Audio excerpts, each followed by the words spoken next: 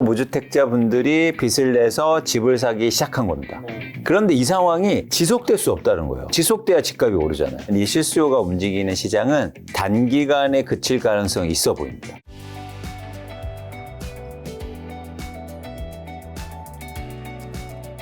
대표님 요즘 좀 괜찮으신지 여쭤보고 싶다 생각이 드는 이유가, 왜냐하면 서울 집값이 지금 현재 전고점 95%까지 뭐 회복한, 뭐 입지에 따라 다르겠지만 네네. 뭐 강남 3구 같은 데는 뭐 전고점이 아까 전고점 돌파했다는 얘기도 있고, 일부 네. 단지 같은 네. 경우 올해 1월에서 7월 달, 지금 이제 8월 2일이잖아요. 그렇습니다. 7월 데이터도 뭐 얼추 나올 건 다 나왔을 테니까요. 수도권 부동산 시장 집값 상황 어떻고, 사람들의 심리 요즘 어떠신 것 같으세요? 일단 부동산 가격이 서울 중심으로 해서 네. 굉장히 가파르게 상승했고요. 물론 편차는 좀 있습니다. 그리고 중요한 건 뭐냐면 거래량도 굉장히 많이 증가했어요. 네. 거의 7월에 뭐 집계 현황을 보면 서울 아파트가 7,500건 정도 됐으니까. 네, 그러면 뭐 이게 1,000건도 안 됐던 적이 있잖아요. 맞아. 그러니까 굉장히 빠르게 증가한 맞아. 거고 추세적인 증가세를 네. 사실 보여주고 있습니다. 그러면 가격은 올랐고 그리고 거래량도 증가했으니까 지금 변동 원인은 수요라고 봐야죠. 네. 그래서 집을 사는 사람들이 많아지면서 시장이 변동을 일으키고 있다. 그런데 좀 엄밀하게 볼 필요가 뭐냐면 과거하고는 약간 다른 양상이에요. 이따도 다시 말씀드리겠지만 2021년도에 집값이 급등했지 않습니까? 그때는 전국하고 서울 뭐 어느 지역도 다 같이 가격이 올랐거든요. 근데 지금은 좀 편차가 크다. 편차가 크다. 네. 그래서 예를 들어서 주요, 그러니까 실거주가 선호하는 그런 지역과 그리고 신축 아파트의 가격 상승이 높고 네. 반면에 구축이라든가 아니면 상대적으로 선호가 낮은 지역은 상승률이 낮은 상황. 뭐 일부는 이미 아직도 회복 못하고 있는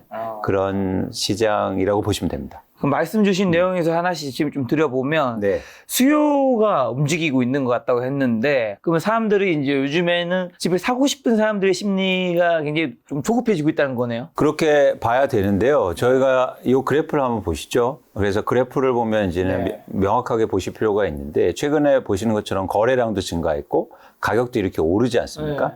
모든 재화나 자산 시장이 유사하죠. 뭐냐면 거래가 증가하면서 가격이 상승하면 수요 증가가 이유입니다. 그런데 우리가 부동산 시장은 좀 명확하게 할 필요가 있어요. 뭐냐면 수요가 구별이 됩니다. 그러니까 제가 계속 말씀드린 바가 있는데 주택 수요는 실수요와 그리고 투자 수요로 나누어질 수 있다.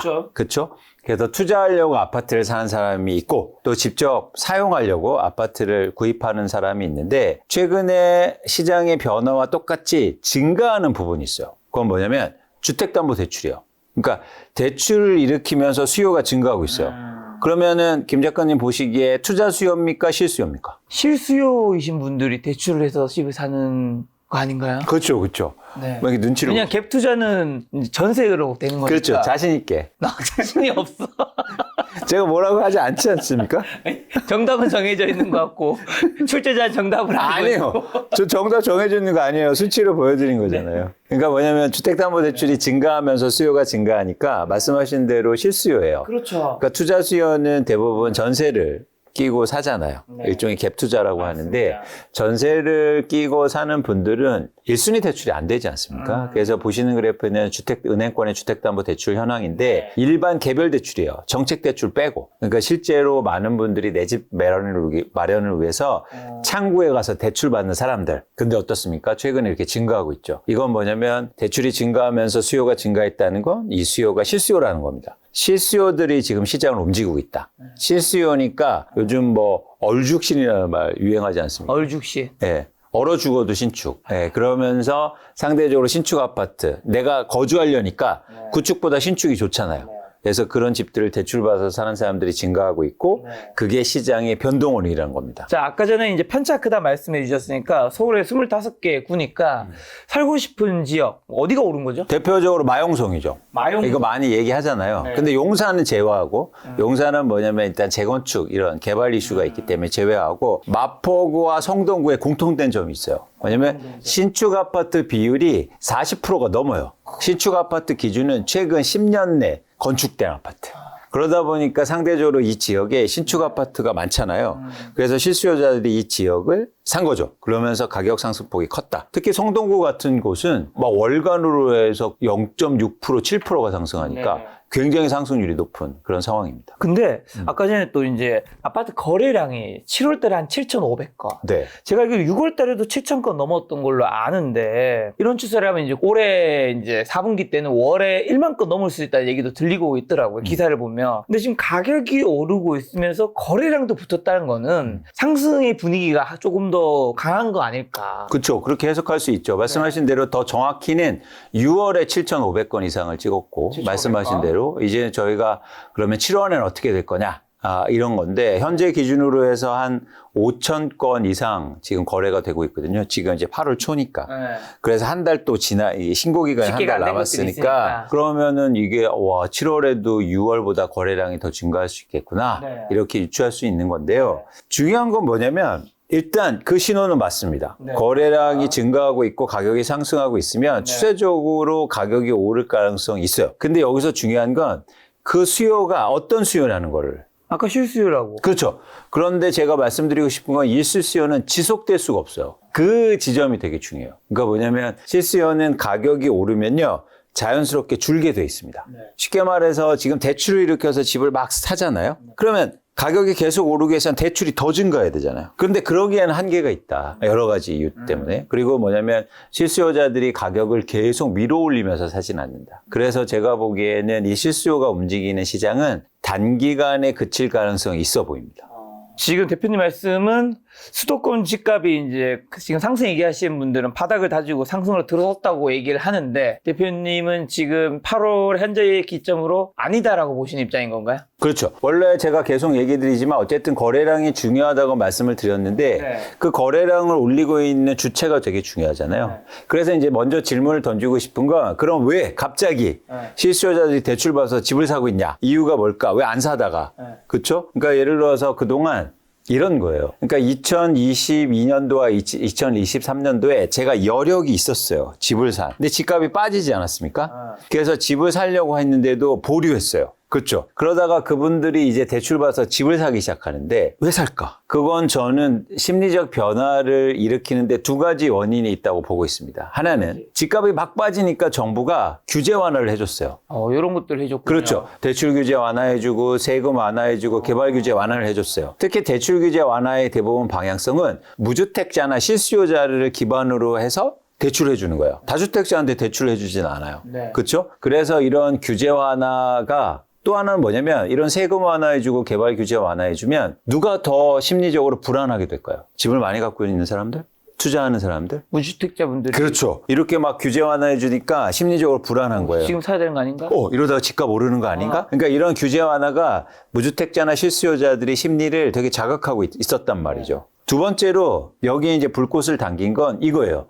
주택담보대출이 이제 금리 인하에 대한 기대감이 있었잖아요. 그러니까요. 주택담보대출이 실제로 확 떨어진 거예요. 그러니까 이제 담보대출이 떨어질 테고 그러면 집값이 또 오르는 거 아니냐 이런 불안감이 커지는 거죠. 네. 그러면서 무주택자분들이 빚을 내서 집을 사기 시작한 겁니다. 네. 그런데 이 상황이 지속될 수 없다는 거예요. 중요한 건. 지속돼야 집값이 오르잖아요. 그러면 너는 왜 지속되지 않는다고 얘기하느냐? 그러니까. 그걸 질문하셔야죠. 제가 막연하게 그냥 두 가지를 말씀드렸어요. 하나는 뭐냐면 가격이 오르면 다시 실수요자들은 감소하게 된다. 그렇죠? 이거는 사실 수요의 기본적인 원리인데 네. 두 번째는 뭐냐면 부동산 시장이 이제 독특한 특성인데 유효 수요라는 게 있습니다. 그러니까 주식은 오른다고 하면 계속 살 수 있어요, 누군가. 근데 부동산은 계속 살 수가 없다는 거죠. 살 수 있는 능력이 제한돼 있잖아요.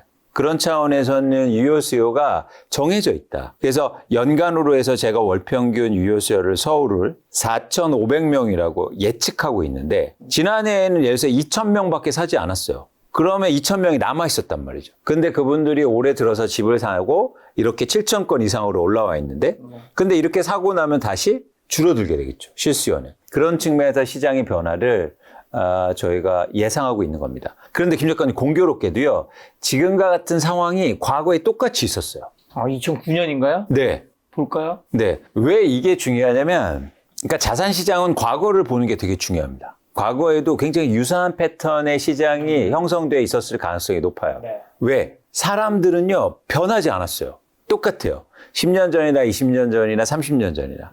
다 돈 벌고 싶어 하고 그렇죠. 내 집 마련하고 싶어 하고 그래서 사람이 만들어낸 시장은요 되게 과거하고 유사한 특징을 보여요. 근데 지금과 같은 변화가 2009년도에도 있었어요. 한번 제가 설명드려 볼게요. 2009년도에 무슨 일이 있었냐면 2006년과 2007년도에 보시는 것처럼 이게 그 집값 상승률이거든요. 어떻습니까? 굉장히 높았죠. 그러다가 집값이 글로벌 금융이기 때문에 크게 빠집니다. 그러다가 어떻습니까? 2009년도에 갑자기요 집값이 막 올라요. 이렇게. 네. 그죠? 그런데 빠졌다가 오르는 게 최근하고 아주 유사한 특징이에요. 근데 이때도 집값이 막 오르잖아요. 거래량도 증가하고 그러면 이때 누가 샀느냐는 거예요. 보시면 2009년도에 매매 거래량도 이렇게 증가합니다. 지금보다 더 빨리 증가하죠. 2,500건에서 9,000건 증가합니다. 네. 근데 공교롭게도 이때요. 이 그래프 보세요. 어떻습니까? 증가했어요. 주택담보대출이 증가하면서 시장이 변화를 일으켜요. 그러면 누가 샀다는 겁니까? 실수요자들. 그렇죠. 2009년도에 시장의 변동의 원인은 실수요자라는 거예요. 근데 왜 집값이 빠지다가 2009년도에 왜 집을 또 사기 시작했느냐?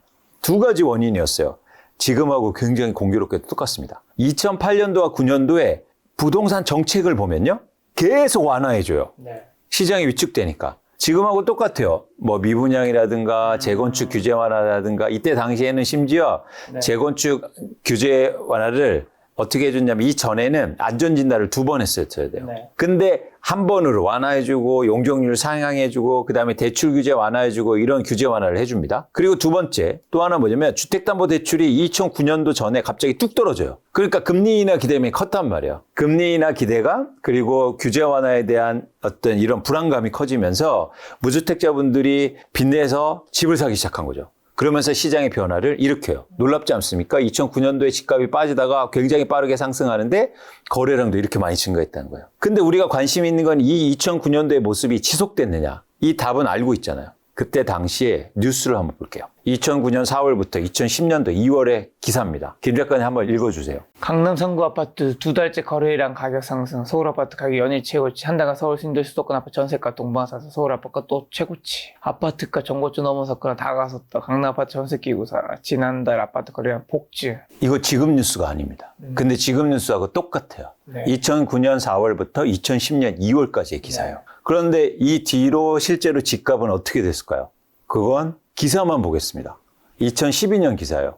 1년 새 3억 뚝 강남의 굴욕. 그죠? 고가 아파트 천덕꾸러기 되며 4년간 거래 최저. 강남 비싼 아파트 샀다가 땅 치는 사람들. 올해 서울 아파트가 IMF 이후로 가장 많이 떨어져. 이게 2009년 이후의 모습이에요. 이렇게 시장이 놀랍게 변하는데요. 실제로 아파트의 거래 패턴을 볼게요. 다시 말씀드리지만 2006년도에 크게 상승합니다. 그러다가 2008년도에 빠졌죠. 그러다가 2009년도에 실수요자들이 아파트를 사면서 다시 올라요. 이러면서 막 정고점 간다, 다 올랐다 이러죠. 그런데 그 이후로 집값이 다시 크게 하락합니다. 이건 비단 올림픽 해밀리마트 타운뿐만 아니에요. 이거 음아파트 이렇게 빠졌다가 올랐다가 다시 빠지는 거예요. 근데 왜 이렇게 변하냐는 거죠. 그건 뭐냐면 2009년도의 변화가 일시적이었고 실수요자가 이렇게 시장이 일으키는 변화는 네. 지속될 가능성이 적다는 거예요. 그래서 저희가 2009년도와 지금의 상황을 굉장히 유사하게 보는 겁니다.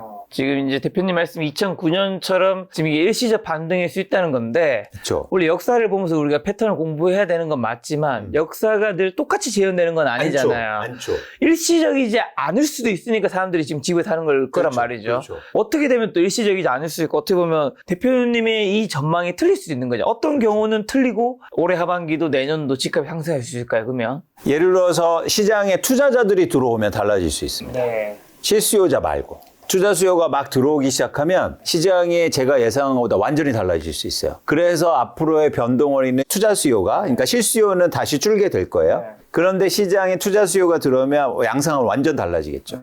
그래서 우리가 가장 관심 있게 보는 건 투자 수요가 혹은 투기 수요가 시장에 들어오느냐는 겁니다. 지금은 투자나 투기 수요가 들어올 수 없게 정부가 규제를 좀 많이 하고 있지 않나요? 그렇죠. 규제뿐만 아니라 투자 수요는 돈을 벌 때만 들어와요. 그런데 지금 돈을 벌기가 좋은 시장일까? 주변에 뭐 힘들다고 하더라고요. 그러니까 불확실성이 큰 거예요. 어떻게 될지. 그런 차원에서는 사실은 투자 수요가 시장에 들어오기 힘들다. 그런데 여기서 가장 제가 이런 얘기를 하면 도전받는 반론이 하나 있습니다. 도전받는. 뭐냐면 전세 가격이 오르면 갭 투자 들어온다. 근데 최근에 전세 가격이 오르고 있잖아요. 오르고 있죠. 그래서 자연스럽게 네 말 틀렸어. 이렇게 얘기 들어온 거죠. 어떻게 생각하십니까? 대답해 주세요. 전문가시니까. 그래서 이제 제 의견을 그렇게 질문해 보시면 제 의견을 말씀드릴게요. 전세 가격이 오르면 그러면 갭 투자가 투자 수요가 들어올 수 있죠. 그럴 수 있죠. 갭이 작아지니까. 밀어올리니까. 근데 잘 보세요. 지금 전세 가격이 오르면서 집값도 오르잖아요. 그렇죠. 그 갭은 안 줄어요. 이거 하나 하고 두 번째 꼭 얘기 드리고 싶은 게 이거예요. 지금 전세 가격이 오르고 있는데요. 네. 자, 요거 한번 보세요. 전세 가격이 오르면서 같이 증가한 게 있습니다. 그건 뭐냐면 전세담보대출이요. 즉 무슨 전제가 필요하냐면 또 전세 가격이 오르면 실수요도 증가할 수 있다는 얘기를 많이 해요. 네. 왜냐면 전세 가격이 오르니까 아이 차라리 내 집 사야지. 그런데 거기에 큰 전제가 있습니다. 그 전세 보증금이요. 전부 다 내 돈이어야 돼요. 그렇죠. 그래야 그 전세 보증금을 합해서 내가 대출을 이렇게 해서 집을 살 수 있는 구조가 되죠. 그런데 지금 전세 보증금의 상당 부분이 최근에 올라간 상당 부분이 만약 대출로 이루어졌다면 지금요 전세 대출이요 전국적으로 150조 원 이상이 나가 있습니다. 네. 그러니까 최근에 오른 전세 보증금이 어쩌면 대출로 이루어졌다는 거예요. 그러니까 이게 쉽지 않은 문제다라는 거죠. 그리고 또 하나 뭐냐면 이제는 투자 수요 관련해서 너무 저희가 전세 가격이 오르면 무조건 투자 수요가 증가할 거라 이렇게 단편적으로 파악하고 있다는 거예요. 그건 뭐냐면 예를 들어서 제가 말씀드릴게요. 사람들은 일반적으로 생각해요. 전세 가격이 오르면 투자하는 사람들 많아질 거다. 왜냐하면 갭이 작아지니까. 제가 굉장히 투자하기 좋은 거 알려드릴게요. 보시면 이거 성남에요. 어떤 오피스텔은요.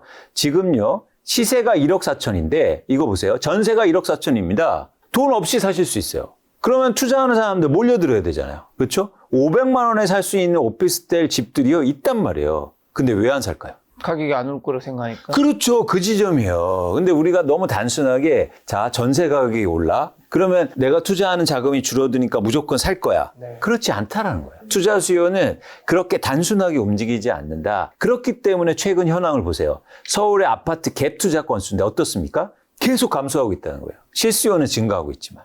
그래서 전세 가격이 오르면 갭 투자가 증가할 거라는 건 굉장히 단편적인 사실이고 또 하나 뭐냐면 전세 가격이 오른다고 해서 막 내가 심리적으로 쉽게 말해서 힘들어서 그러면 나 그냥 집 살 거야 이렇기도 힘들다. 왜냐면 전세 보증금이 대부분 대출로 이루어졌다면 최근에 올라간 부분이 그러면은 그게 내 돈이 아니기 때문에 자금 여력이 그렇게 쉽지 않다는 겁니다. 과거에도 그렇게 해서 어떤 현상이 일어나면 제가 이제 2009년도 이후를 자꾸 말씀드리는 게 지금 상황하고 비슷하기 때문에 말씀드리는 거예요. 보시면 2009년도 이후로 매매 가격이 계속 빠지지 않습니까? 그런데 전세 가격은 어떻습니까? 계속 오르죠. 전세 가격이 올라도 집값은 빠질 수 있다는 걸 보여드린 거예요. 투자 목적으로 집을 안 사면 그리고 시장에 실수요자만 있다면 전세 가격이 오를 때도 사실은 매매 가격이 하락할 수 있다. 이걸 과거에도 보여줬다는 겁니다. 그럼 제가 몇 가지만 더 여쭤보면, 그럼 2009년에도 집값이 이제 그때 올랐다가 이후에 떨어졌다고 말씀해 주셨잖아요. 네. 그럼 그때도 혹시 지금처럼 서울에도 지금 다 같이 오른 게 아니라 강남 3구 마용성이 많이 오르고 나머지는 좀 덜 올랐고 했잖아요. 그 현상이 2009년, 10년, 12년에도 비슷했었나요, 그러면? 똑같았어요. 그때 당시에는 가장 많이 오른 게 이런 성동구나 이런 지역처럼 예를 들어서 서초구 이런 지역입니다. 네. 그래서 보시면 강남을 중심으로 올렸고 서초를 올렸고 반면에 그 당시도요 예를 들어서 노도강 지역은 상승률이 낮았고 이랬어요. 노원구요. 그 이유가 있어요. 왜냐면 투자 수요가 시장을 움직일 때는요 오히려 노원구가 가장 많이 오릅니다. 투자하기 좋거든요. 그런데 실수요가 시장을 움직일 때는 네. 이렇게 주거 선호 지역만 올라요. 그러니까 이게 그렇게 똑같았어요. 2009년도에도. 실제로 여러분들 파악해 보시면 그 당시에 가장 많이 오른 지역이 가장 신축이 많았던 서초구 이런 지역입니다. 자, 그럼 똘똘한 한 채에 대한 선호 현상은 사실 강남 3구 이번에 많이 오른 건데, 앞으로 지금 강남 3구 같은 경우는 특히 제가 서초구 쪽은 보니까 지금 아크로 리버파크 같은 경우는 그 국민평수 35평이 아마 한강이 보이는 RR동이었던 것 같기는 51억을 찍고, 레미안 원밸리가 40몇 억대를 찍고 하면서 이제 앞에 4자, 5자 이제 국민평수가 열린다고 하는데, 그런 거는 이제 꺾인다고 보시는 입장이겠네요, 그러면. 그렇죠. 대신 그게 이제는 위축되는 기간에 거래가 안 될 겁니다. 그래서 그런 이제 고급 아파트나 이런 것들의 시세는 시장을 크게 움직일 수는 없고 오히려 더 저는 가격이 많이 올랐기 때문에 하락폭도 클 수 있다고 봐요. 예를 들어서 2009년 아까도 보여드렸지만 이거 보세요. 2009년 이후 부동산 관련 기사 보세요. 오히려 강남의 비싼 아파트가 더 많이 빠지지 않습니까? 이게 불과 뭐 10년 조금 지난 일이거든요. 그러니까 2009년도에 크게 올랐다가 빠질 때는 오히려 비싼 아파트들이 더 영향이 클 수도 있다. 그런 것들을 과거에 이제 보여준 거죠. 이유가 있어요. 그런 아파트는 투자로 많이 갖고 있기 때문이에요. 상대적으로. 네. 그러면 변동폭이 훨씬 더 큰 거죠.